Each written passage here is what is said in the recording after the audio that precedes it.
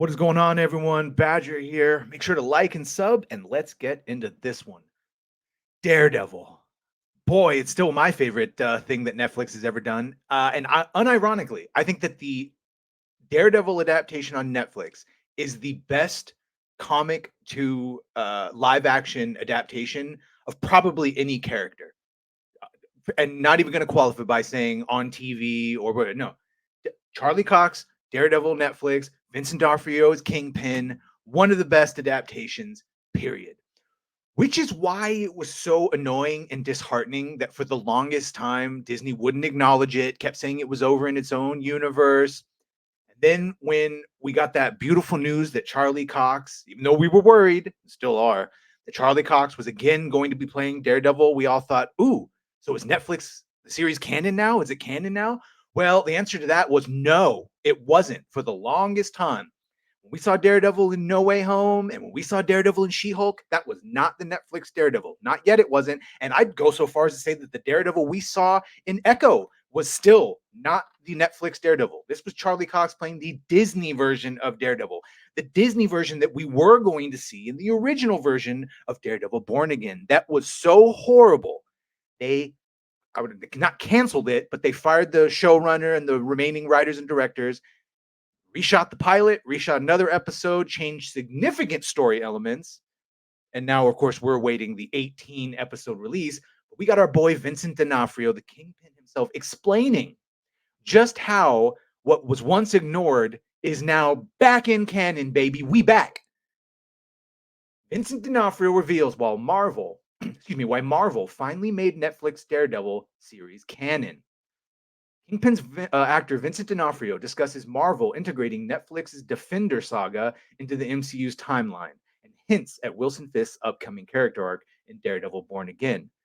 Marvel recently updated the official MCU timeline on Disney Plus to include characters and story elements from Netflix's Defender saga, which I was just never calling it that, but that's fine. And this, of course, includes spin offs Jessica Jones, which, man, first season was great. Second season was, and I never watched the third season. Luke Cage, again, I liked the first season. Did he even get a second season? I don't think it did. Punisher, yeah, it was all right. He didn't put the costume on quick enough. Iron Fist, let's not talk about that. And the Defenders had some moments, but that was disappointing. Netflix, Daredevil Netflix is the main one. Originally understood to be its own. Yeah. So after that whole hubbub happened where they fired everyone, now here we have Vincent D'Onofrio explaining exactly what happened right after that.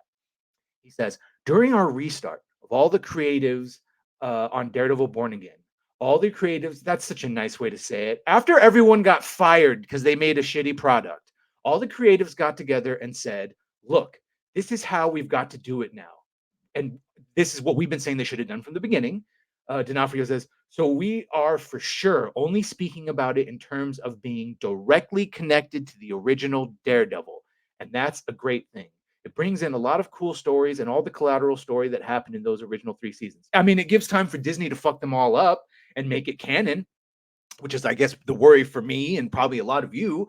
But the fact that they're like, nah, stop all this dumb new shit. If it's not linked up with the original Netflix Daredevil, don't bring it up. And of course, it has the hardcore street level, which was brought up by someone else.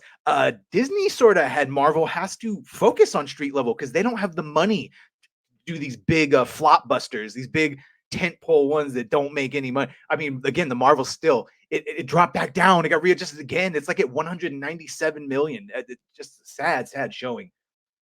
When Aquaman is making 500 million, that should show you.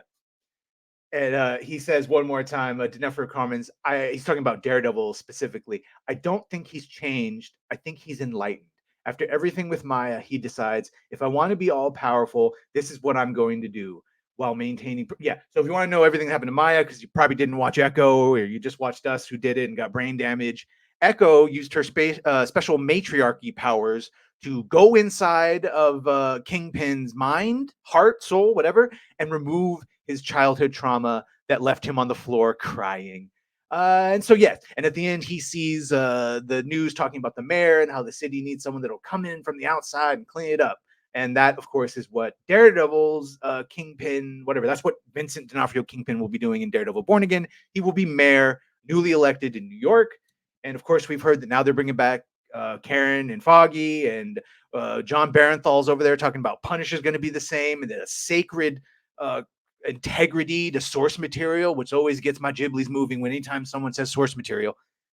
I am tacitly excited, but I'm guarded. I've been hurt before.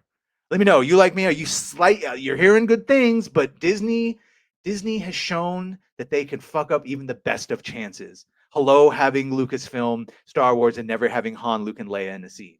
So they got everything going for them. Let's hope they utilize it on their second, third, fourth time around, whatever this is. Let me know what you think of this in the comments. Please like, share, and subscribe. If you've done that, thank you. If you're going to do that, thank you. And we will see you on the next one.